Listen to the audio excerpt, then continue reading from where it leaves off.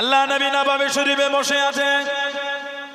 ও যুবকে, আল্লাহ নবী সাহাবাদের ওয়াজ করেন। আল্লাহ নবী ওয়াজটা বন্ধ করে দিলেন। আল্লাহ নবীর নূরের চক্ষু থেকে টপ টপ করে পানিটা গড়িয়ে গড়িয়ে যায়। আল্লাহ নবী জানিয়ে দিলেন, আল্লাহ নবী শুনিয়ে দিলেন, ও আমি নবী আমার খুবাইব ইবনে আদি রাদিয়াল্লাহু তাআলা আনহু ওকে শহীদ করে দিল, ওকে শহীদ করে দিল। কে? খুবাইব ইবনে আদি রাদিয়াল্লাহু তাআলা আনহু হাতেতে শিকল বেঁধে, হাতেতে শিকল বেঁধে টেনে টেনে নিয়ে চলে যায়। আল্লাহ রাসূলের সাহাবী হযরত খুবাইব ইবনে আদি রাদিয়াল্লাহু তাআলা আনহু শহীদ করে দেবে, জানে মেরে দেবে, ছুরিতে চড়িয়ে দেবে। ও যুবক, আল্লাহ রাসূলের সাহাবী হযরত খুবাইব ইবনে আদি রাদিয়াল্লাহু তাআলা আনহু হুজুর আমার জানিয়ে দিয়েন, হুজুর আমার শুনিয়ে দিয়েন, এ মক্কা বেদী বেঈমানে দয়াল, আমি খুবাইব শহীদ হয়ে যাব, আমি খুবাইবকে ছুরিতে চড়িয়ে দেবে। আমি খুবাইবের মনের আশা, আমি খুবাইবের মনের চাওয়া শিকল যদি খুলে দিতে, শিকল যদি খুলে দিতে, একটু সুযোগ যদি দিয়ে দিতে, আমি খুবাইব আল্লাহ পাকের 2 রাকাত নামাজ আদায় করতাম। জোরে বলুন সুবহান, আর একটু জোরে বলুন সুবহান। শিকল বেঁধে নিয়ে যাচ্ছে, শুলিতে দেবে, শহীদ তো হয়ে যাবে। যদি সুযোগ দিতে না, খুলে দিতে, একটু আল্লাহ পাকে 2 রাকাত নামাজ পড়তাম। যেটা বলবেন না, মসজিদের পাশে দোকান, মসজিদের কাছে আসরের নামাজই ছেড়ে দিল। কেন? 10 কাপ চা বিক্রি করবে। আসরের নামাজ পড়তে 7 মিনিট কম বেশি সময় লাগে। 7 মিনিট সময় মসজিদের পাশে দোকান। এই 7 মিনিট মসজিদে গেলে 10টা খদ্দের চলে যাবে। 5 টাকা চায়ের কাপ, 5 10 50 টাকা চা বিক্রি করবে, নামাজ ছেড়ে দেবে। এই 50 টাকা চা বিক্রি করলে কম বেশি 15 টাকা লাভ হবে। 15 টাকা লাভের জন্য নামাজটাই ছেড়ে দিল। আমাদের ঈমান দেখেন কত মজবুত। কথা বলে না? মসজিদের পাশে মুদিখানা, মসজিদের পাশে কাপড়ের দোকান, বস্ত্রালয়, মাগরিবের নামাজ 12 থেকে 15টা মিনিট লাগে। মসজিদ যদি দূরে হয় দোকানেই পড়ে, দোকানেই পড়ে। মাগরিবের 7 রাকাত নামাজ 12 থেকে 15 মিনিট লাগে। এই 15 মিনিটের নামাজ ছেড়ে দিল কেন? 200 টাকা মুদিখানা দোকানে লাভ করবে বলে। কি ঈমান আমাদের হয়েছে ভাবেন একটু। বলেন আল্লাহর দয়া, আল্লাহর রহমত পাবো কি করে? তারপরেও তো আল্লাহ আমাদের করে বাঁচিয়ে রেখেছে। কথা বুঝতে পারছেন না? আমরা আল্লাহকে ভুলে গেছি বছরের পর বছর, বছরের পর বছর, বছরের পর বছর আল্লাহকে ভুলে গেছি। আল্লাহ পাক কিন্তু আমাদের একটা মুহূর্তের জন্য ভুলে নাই। জোরে বলা গেল না? যদি একটা মুহূর্তের জন্য আল্লাহ বলতে, আমাদের করে আল্লাহ এক ঢোক পানিটাও পান করতে দিতেন না। আল্লাহ পাক যদি আমাদের ভুলে যেতে, এক ঢোক পানিও আল্লাহ আমাদের পান করার সুযোগ দিতেন না। না না, আমার আল্লাহকে ভুলে গেছে। আল্লাহ পাক কিন্তু আমাদের ভুলে নাই। বলুন আলহামদুলিল্লাহ। আল্লাহকে স্মরণ করে, আল্লাহকে স্মরণ করে, আল্লাহকে ইয়াদ করে, আল্লাহ জিকির করে। উযকুরুল্লাহ, আল্লাহর স্মরণ, যিকরান কাসীর, বেশি বেশি করে আল্লাহকে ইয়াদ করে, আল্লাহ স্মরণ বেশি বেশি করে করে। 5টা খদ্দের চলে যাবে দোকানে, 50টা খদ্দের পাঠাবেন কে? কথা বলে না? রিজিকের মালিক আমি আপনি নয়, রিজিকের মালিক হলেন আল্লাহ। জোরে বলবেন না? আর একটু জোরে বলা গেল না? হযরত খুবাইব ইবনে আদি রাদিয়াল্লাহু তাআলা হাতের শিকল খুলে দিল। উনি কাফেরদের সামনে অত ভিড়ের মধ্যে 2 রাকাত নামাজ পড়লেন। নামাজটা একটু তাড়াহুড়ো করে পড়লেন। পরে কাফেরদের বলছেন, মনটা চাইছিল নামাজটা একটু লম্বা করতে, তবে যদি অনেকক্ষণ ধরে নামাজ পড়তাম তোমরাই তো বলতে আমি মরণের ভয়ে নামাজ লম্বা করেছি। না না, মরণ আমি ভয় করি না, মরণ আমি ভয় করি না। এই তোমরা এটা বলবে বলে আমি নামাজটা লম্বা না ছোট করলাম। আল্লাহ রাসূলের সাহাবী ও যুবক হযরত খুবাইব ইবনে আদি রাদিয়াল্লাহু তাআলা আনহু হুজুর আমার দাঁড়িয়ে গেলেন, হুজুরের উপর অত্যাচার হয়, হুজুরের অঙ্গগুলিকে একটা একটা করে কেটে দিল। ও যুবক, আল্লাহ রাসূলের সাহাবী হযরত খুবাইব ইবনে আদি রাদিয়াল্লাহু তাআলা আনহু হুজুরের হাতটাকে কেটে দিল। রক্তখানা ঝরে ঝরে পড়ে, রক্তখানা টপকে টপকে পড়ে।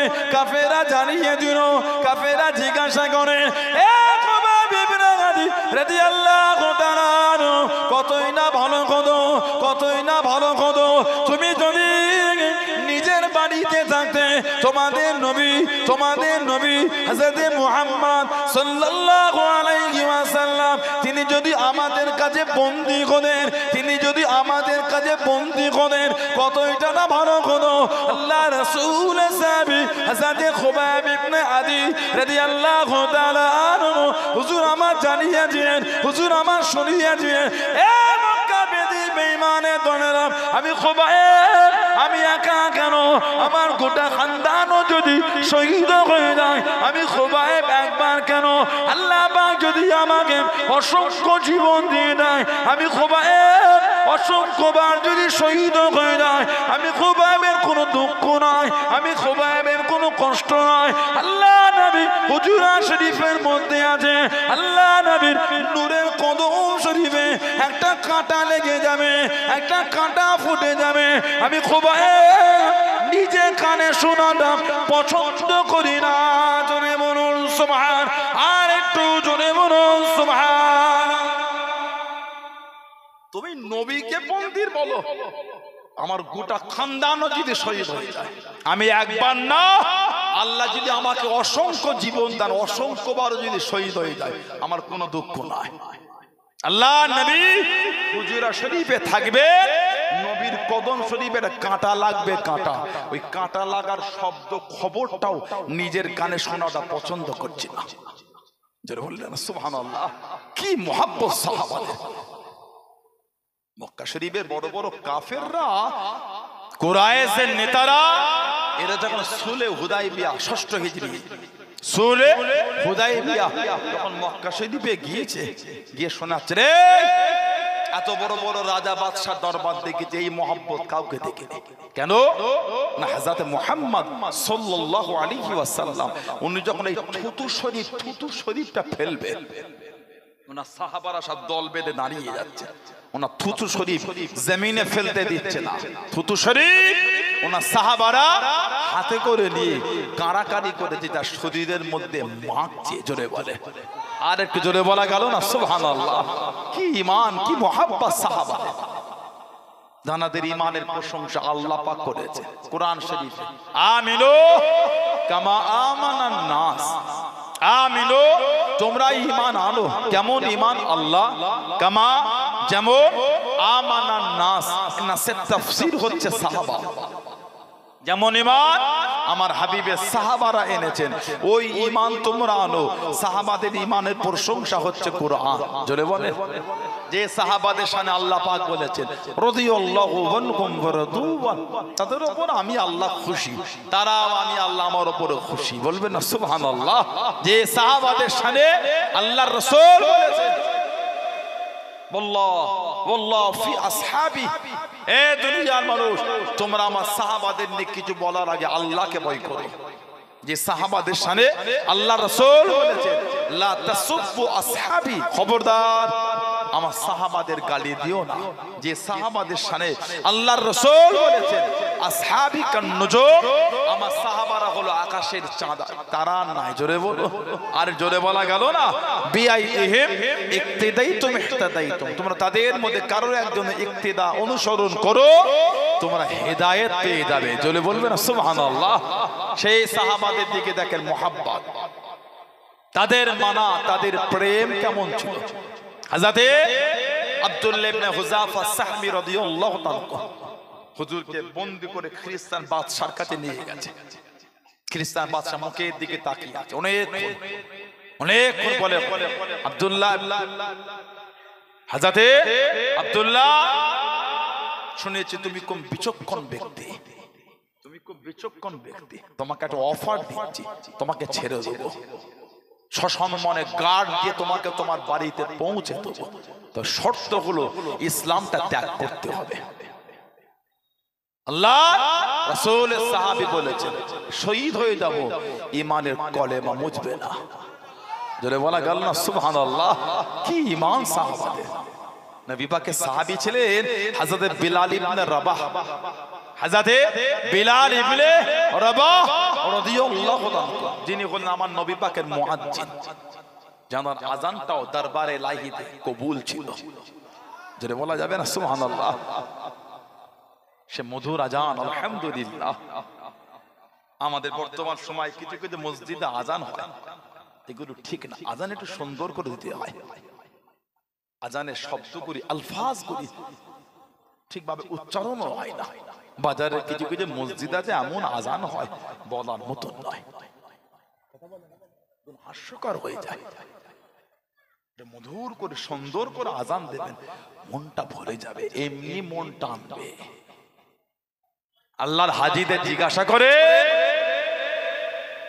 মসজিদুল হারাম, কাবা শরীফের আজান, নবাবী শরীফের আজান ওই 1 কিলোমিটার দূর থেকে যখন কানে আসে মনে হয় ছুটি মসজিদের দিকে, যেন মনে হয় ছুটি। আমি জানের মধ্যে একটা জ্বলন তৈরি হয়ে যায়।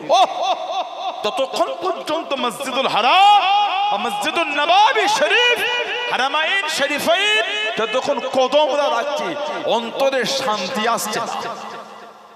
আজানের শব্দ আসে, চোখে না দেখতে পেলে শান্তি হয় না, টানছে আমাকে একটা আকর্ষণ। সুবহানাল্লাহ বললেন না? আমার মনে হয় বর্তমান ভারতবর্ষ শুধু নয়, ভারত, বাংলাদেশ, পাকিস্তান এই 3টে দেশের কথাই বলছে। আমার মনে হয় সব থেকে কম যদি মাইনে থাকতে হয় ইমাম আর মুয়াজ্জিনরা আছে। বলুন আস্তাগফিরুল্লাহ, বলেন নাউযুবিল্লাহ। বর্তমান গোটা ভারত, গোটা বাংলাদেশ আর গোটা পাকিস্তান কম যদি মাইনে থাকতে হয় সেটা ইমাম আর মুয়াজ্জিনদের। কথাটা ঠিক বলেছে না ভুল বলেছে? এগুলো ঠিক না, গুনাহ হবে, এগুলি গুনাহ হবে, গুনাহ। তাদেরও কিন্তু আলাউলাদ আছে। কথা ঠিক না ভুল বলছি? আর প্রচলনই কথা চলে, যার নেই কোনো গতি সে করে ইমামতি। বলুন নাউযুবিল্লাহ। না না, যার নাই কোনো গতি সে করে ইমামতি। আস্তাগফিরুল্লাহ। এটা হলো জঘন্য শব্দ একটা। সমাজের গরিব, সমাজের আমির, সমাজের ধনী, সমাজের নেতা, সমাজের মোড়ল, সমাজের হাফেজ, সমাজের হাজী, সমাজের জমিদার ইমামটার পিছনে গিয়ে ইক্তেদা করে নামাজ পড়ছে। ওই সবার থেকে সম্মান আল্লাহ ওই ইমামের দিয়েছে। বললেন আলহামদুলিল্লাহ। 3000 টাকা মাইনে, 4 মাস বাকি। 3000 মাইনে, 4 মাস বাকি। ওই ওয়াকাফ স্টেটে যে একটা টাকা দেয় বাংলায়, ওয়াকাফ স্টেটে কত বলে? এতদিন 2500 দিত, এখন নয় 3000। ইমামদের 3000, মুয়াজ্জিনদের 1500, ইমামদের 3000। কিছু কিছু কমিটি আবার যদি মাইনে দিত আগে 4000, যেদিন থেকে ওটা শুরু হয়েছে আরো 1500 বন্ধ করে দিয়েছে। বললে বলে ওই তো এটা পাচ্ছে, তো ওটা কি পাচ্ছে তোমাকে কে দেখতে বলেছে? ঈদের দিন নামাজ পড়িয়ে কে 50,000, কে 1 লাখ, আর কে 10 টাকা, আর কে 5 টাকা, আর কে 2 টাকা দিয়ে ইমামের সঙ্গে মুসাফা করলো, ওটা দেখার দায়িত্ব কমিটির নয়। কমিটির কাজ করে। আপনার বাচ্চা শখ হতে পারে মাসে 2 মাসে একবার আপনার হাতটা ধরে একটা সুন্দর রেস্টুরেন্টে গিয়ে বাপের সাথে বসে একটু খাবো, দামি দামি খাবার। শখ হয় না? কথা বলে না? শখ লাগে না? আপনার বাচ্চা শখ হতে পারে বেলেঘাটা বাজারে গিয়ে, বেড়াচাপা দেগঙ্গা বাজারে গিয়ে, বারাসাতে গিয়ে, দত্তপুকুরে গিয়ে, বলে মধ্যম গ্রামে গিয়ে। আপনার বাচ্চা যদি শখ হয় একটা সুন্দর দামি জামা, ইমামের বাচ্চারা শখ হয় না ঈদের সময় সুন্দর জামা কিনি? কথা বলে না? ইমাম যদি ঈদের সময় ছেলেটাকে নতুন সুন্দর দামি জামা দেয়, দুটো মেয়েকে কি দেবে, আর বিবিকে কি দেবে, আর নিজেরটা কি করবে, আর বাপ মাকে কি দেবে? দেন তো 3000 দিলেন, 3000।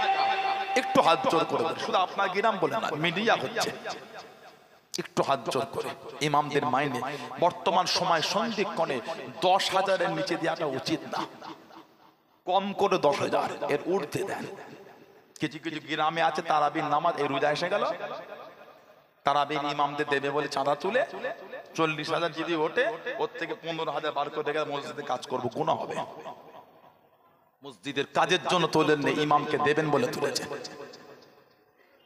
কথা বলছেন? মসজিদে কাজের জন্য গ্রামগুলো টাকা তোলেন না, ইমাম আর মুয়াজ্জিনকে দেবেন বলে তুলেছে। ইমামকে দেন, আল্লাহ খুশি হবে। সুবহানাল্লাহ বলে।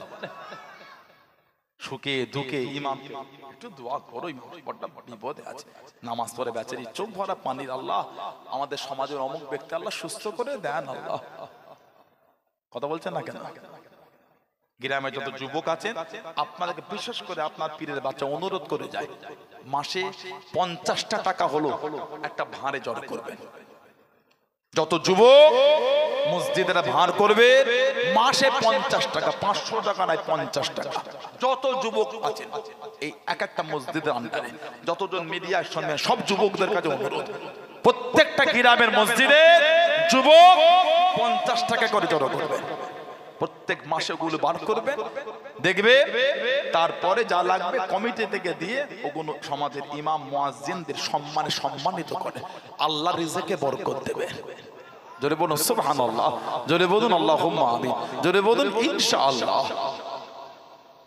ওনাদের কষ্ট দিও না, কথা বুঝতে পারেন? ওনাদের দুঃখ দিও না। ইমাম আলেম ওলামাদের সম্মান করবেন, কথা বুঝতে পারেন? আল্লাহ আমাদের সুবুদ্ধি দান করে, বলুন আমিন, জোরে বলবেন আল্লাহুম্মা আমিন। আমার ভাইয়েরা বাপদানেরা, হযরতে আব্দুল্লাহ ইবনে হুযাফা আস-সাহবী রাদিয়াল্লাহু আনহু, ওনাকে বলে তুমি খ্রিস্টান হয়ে যাও, সসম্মানে বাড়িতে দিয়ে আসবো। নবী পাকের সাহাবী হযরতে বিলাল ইবনে রাবাহ, নববী শরীফের মুয়াজ্জিন বিলাল ইবনে রাবাহ, ওনাকে বালুতে গরম উত্তপ্ত বালুতে শুইয়ে বুকের উপর বড় পাথর চাপা দিয়েছে।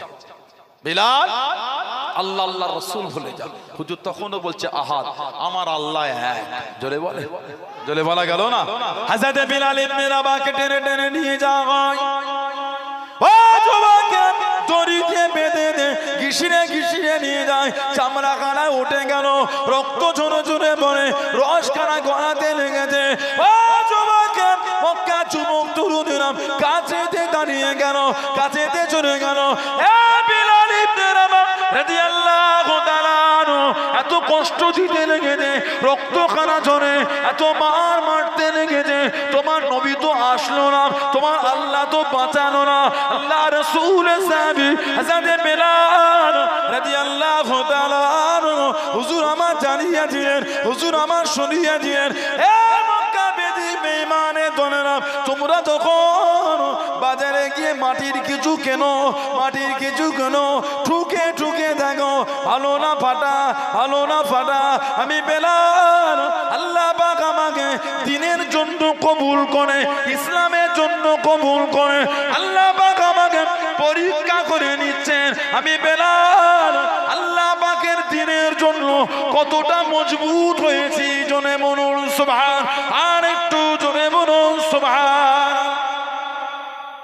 মাটির কিছু কেললে ঠোকো, আমি বেলাল, আল্লাহ আমাকে দ্বীনের জন্য কবুল করেছে, আল্লাহ আমি বেলালকে পরীক্ষা করে দিচ্ছেন কতটা মজবুত হতে পেরেছি। জোরে বলে কি ঈমান সাহাবা, আল্লাহু আকবার।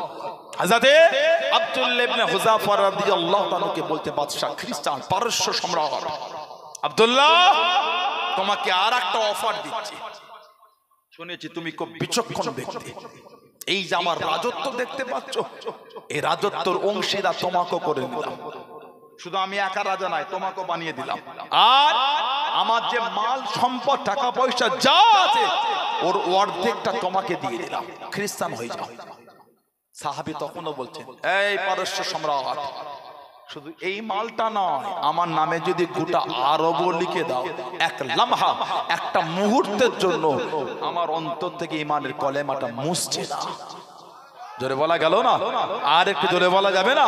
হুজুরের হাতে শিকল বেঁধে দিল, ও যুবককে টেনে টেনে নিয়ে চলে যায় আল্লাহ রাসূলের সাহাবী হযরত আব্দুল্লাহ ইবনে হুযাফা হুজুরকে নিয়ে চলে যায় শুলিতে চড়িয়ে দেবে জাল্লাদকে হুকুম করে দিল এ জাল্লাদ হযরত আব্দুল্লাহ ইবনে হুযাফা পায়ের কাছে তীর মারো পায়ের কাছে তীর ছোড়ো গায়ের কাছে তীর মারো যেন উনি ভয় পেয়ে গিয়ে ইসলাম খানা ছেড়ে দেয় আল্লাহ রাসূলের সাহাবী হযরত আব্দুল্লাহ ইবনে হুযাফা রাদিয়াল্লাহু তাআলা ইসলাম খানা ছাড়ে না টেনে টেনে গরম করার কাজে নিয়ে গেল একটা বড় করার কাজে নিয়ে গিয়ে তেলটাকে টক টক করে ফুটাতে লেগেছে আল্লাহ রাসূলের দুজন সাহাবাকে এনে ওই তেলের মধ্যে নিক্ষেপ করে দিল আল্লাহ নবীর দুজন সাহাবা শহীদ হয়ে গেলেন এই আব্দুল্লাহ ইবনে হুযাফা এই তেলের মধ্যে ছেড়ে দেবো গরম তেলে নিক্ষেপ করে দেবো ইসলাম তুমি ছেড়ে দাও কলেমা তুমি ভুলে দাও আল্লাহ আল্লাহ রাসূলকে তুমি ভুলে দাও ও যুবক মানা কাকে বলে মুহাব্বত কাকে বলে আল্লাহ আল্লাহ রাসূলকে কারা মেনেছে আল্লাহ রাসূলের সাহাবী হযরত আব্দুল্লাহ ইবনে হুযাফা রাদিয়াল্লাহু তাআলা আনহু হুজুর আমার জানিয়ে দিলেন হুজুর আমার শুনিয়ে দিলেন এ বেঈমানের দলেরা আমি আব্দুল্লাহ আমার অন্তর থেকে ঈমানের কলমা মুছবে না আল্লাহ রাসূলের সাহাবী হযরত আব্দুল্লাহ ইবনে হুযাফা হুজুরের লোহার শিকল বাঁধা শিকল কানা টেনে টেনে নিয়ে চলে যায় গরম তেলে দিয়ে দেবে গরম তেলে ছেড়ে দেবে ও যুবক আল্লাহ রাসূলের সাহাবীর চোখ থেকে টপ টপ করে পানি পড়ে কাফেরা মনে করলো হযরত আব্দুল্লাহ ভয় পেয়ে গিয়েছে গরম তেলের কাছে নিয়ে গেল না বাদশার সামনে নিয়ে গেল এই আব্দুল্লাহ ইবনে হুযাফা তুমি কি খ্রিস্টান হয়ে যাবে তুমি কি ইসলাম খানা ছেড়ে দেবে তুমি কি ভয় পেয়ে গিয়েছো আল্লাহ রাসূলের সাহাবী চোখ ভরা পানিতে কেঁদে কেঁদে জানিয়ে দিলেন হে বেঈমান বেদিনের দলেরা আমি আব্দুল্লাহ ইসলাম খানা ছাড়বো না তবে কেন কাঁদো কি জন্য চোখে পানি আল্লাহ রাসূলের সাহাবী হযরত আব্দুল্লাহ ইবনে হুযাফা রাদিয়াল্লাহু তাআলা আনহু কেঁদে কেঁদে জানিয়ে দিলেন হে বেঈমানদের দলেরা এই পারস্য সম্রাট আমি আব্দুল্লাহ আল্লাহ পাক আমাকে একটা জীবন দিয়েছে একটা জীবন দিয়েছে আমি আব্দুল্লাহকে গরম তেলে নিক্ষেপ করে দেবে একটা জীবন শহীদ হয়ে যাবে আমি আব্দুল্লাহ কেন কাঁদি আল্লাহ পাক যদি আমাকে শরীরে পশমের মতন অসংখ্য জীবন দিয়ে দিলেন আমি আব্দুল্লাহ এই অসংখ্য জীবন কাম আল্লাহ আল্লাহ রাসূলের মুহাব্বতে বিলীন করে দিতাম জোরে বলুন সুবহান আর একটু জোরে বলুন সুবহান কাঁদো তুমি কি ইসলাম ছেড়ে দেবে না না ইসলাম আমি ছাড়বো না তাহলে কাঁদছো হুজুর বলতে কাঁদছি আফসোস একটা জীবন এই গরম তেলে ছাড়বে শহীদ হয়ে যাব আল্লাহ যদি আমাকে শরীরের পশমের মতো অসংখ্য জীবন দান করতেন এই শরীরের পশমের মতন অসংখ্য জীবন এই গরম তেলের মধ্যে দিয়ে বিলীন করে দিতাম তারপর ইসলাম ছাড়তাম না জোরে বলে বাদশা কিছুক্ষণ চুপ করে বললেন আব্দুল্লাহ তোমাকে আর পরীক্ষা নেব না শুনেছি মুসলমানদের ঈমান মজবুত হয়ে গেছে তোমাকে আর পরীক্ষা নেব না তোমাকে ছেড়ে দেব তো শর্ত আমার একটা আরবদের রীতি অনুযায়ী আমাকে সম্মান জানিয়ে আমার মাথাতে একটা চুমা খেতে হবে আরবদের রীতি অনুযায়ী আমাকে সম্মান জানিয়ে আমার মাথাতে তোমাকে চুমা খেতে হবে যদি খাও তোমাকে ছেড়ে দেব নবী পাকের সাহাবী বলছেন চুমা খেতে পারি আমারও শর্ত একটা কি আমাকে একা ছাড়লে হবে না যতজন মুসলমানকে বন্দী করেছেন সবাইকেই ছাড়তে হবে বলুন সুবহানাল্লাহ বাদশা বলে তাই ছাড়বো এত অপমান হয়েছে তাই ছাড়বো তবে আমার মাথায় চুমা খেতে হবে সব মুসলমানদের ছেড়ে দিল নবী পাকের সাহাবী হযরত আব্দুল্লাহ ইবনে হুযাফা আস-সাহমি রাদিয়াল্লাহু আনহু হিজরতের 19তম বছরে পারস্য খ্রিস্টান বাদশার মাথাতে একটা চুমা খেয়েছিল দল বেঁধে হযরত ওমর রাদিয়াল্লাহু আনহু হুজুরের কাছে চলে গেলেন সমস্ত ঘটনা বললেন হযরত ওমর ফারুক রাদিয়াল্লাহু তাআলা খুশি হয়ে বলে মুসলমানদের জন্য উচিত আব্দুল্লাহ ইবনে হুযাফা সাহমি রাদিয়াল্লাহু তাআলা ওনার মাথাতে একটা চুমা খাওয়া মুসলমানদের জন্য উচিত। সূচনাটা আমি ওমর আমি করে দিলাম। জোরে বলা গেল না? মুসলমানদের জন্য উচিত ইনার মাথাতে একটা চুমা খাওয়া। স্টার্ট, সূচনা প্রথমে আমি ওমর আমি খেয়ে নিলাম। জোরে বলুন না সুবহানাল্লাহ। সেই সাহাবাদের দিকে দেখেন, মানা, প্রেম, মোহাব্বত দ্বীনের জন্য কি করেছে। দাবি করলে হয় না, দাবি সবাই করে। সমাজ আমরা ধ্বংস করে ফেলেছি। ছিপ বোঝেন? ছিপ বিরক্ত বোধ হয় না আপনারা? বিরক্ত লাগে আপনাদের? হুইল বোঝেন? হুইল মাছ ধরে, হুইল বংশী টোপ লাগিয়ে ছুঁড়ে দিল পুকুরে, কি একটা ভাসে, কি বলে ময়ূরের পালক, বেশ বড় পাড়ায় থাকে। হুইলের তালায় সুতো গুটিয়ে গুড়িয়ে গুড়িয়ে গুড়িয়ে এত বড় ফাতনাটা গুড়িয়ে গুড়িয়ে, আর এইটুখানি জিয়ে আছে। ঠিক বলছে না ভুল বলছে? এইটুখানি, ওটাও মাঝে মাঝে কাঁপে। সমাজ তাসে ডুবে গেছে, সমাজ তাসে ডুবে গেছে। ওই সামান্য জিয়ে আছে, তাও আবার মাঝে মাঝে কাঁপে। কথা বলে না? 5 জন তাস খেলে তো 15 জন ঝুঁকে দেখে হচ্ছেটা কি। বলুন নাউজুবিল্লাহ। 5 জন তাস খেলে 15 জন দেখছে হচ্ছেটা কি। লা হাওলা ওয়ালা কুওয়াতা ইল্লা বিল্লাহ। এখন আবার আমাদের বাড়ির ছেলেগুলো সব ফোনে তাস খেলতে শিখে গেছে, সফটওয়্যার বার হয়ে গেছে। ফোনে সফটওয়্যার লোড করে নিল, আর ওই সফটওয়্যারের সাথে ব্যাংকের অ্যাকাউন্টের লিংক হয়ে গেল। ফোনে তাস খেলে, জিতলে টাকাটা ব্যাংকে ঢোকে। বলুন নাউজুবিল্লাহ। জোরে বলুন আস্তাগফিরুল্লাহ। পারলেন আপনি? এই আল্লাহ আল্লাহ রাসূলের ভালোবাসা। সমাজ আমাদের সুদে ডুবে গেছে, সুদ সুদ সুদে ডুবে গেছে। ঠিক না ভুল বলছি? ধনী ধনী ঘরের ছেলে সুদের ব্যবসা করছে। ব্যাংকে যে টাকা নিতে হবে না তোকে ইন্টারেস্টে, ব্যাংকে এখানে 9% নাই, আমি তোকে 5% ইন্টারেস্টে টাকা দেবো। ধনী ধনী ঘরের ছেলে, আহা, বাড়ির মেয়েগুলি দল বেঁধে সমিতি খুলেছে, দল করেছে, দল 15 জনের টিম জমা করছে একসাথে টাকা। ওদের একটা টিম আছে। আবার বলুন নাউজুবিল্লাহ। জোরে বলুন আস্তাগফিরুল্লাহ। একটা সরষের দানা পরিমাণ যদি শরীরে হারাম থাকে, ইবাদত আল্লাহর দরবারে কবুল হবে না। না না, যা ভাবছি আমরা তা নয়, অত সহজ নয়। লা ইকরা ফিদ্দীন, দ্বীনের মধ্যে কোনো জবরদস্তি নাই। আল্লাহ পাক বলেছেন লা ইকরা ফিদ্দীন, দ্বীনের মধ্যে কোনো জবরদস্তি নাই। আবার আল্লাহ পাক অপর জায়গায় বলেছেন উদখুলু ফিস সিলমি কাফা, আসলে পরিপূর্ণভাবে এসো, আসলে পরিপূর্ণভাবে এসো। সমাজ আমাদের সুদে ডুবে গেছে, আল্লাহকে ভয় করে সুদ খেয়ে ফেলেছে, সুদের ব্যবসা করে ফেলেছে। তওবা করে টাকাগুলো মিটিয়ে খালেসদের তওবা করে পাগলের মতন কাঁদে, নাজাতের কোনো জায়গা নাই।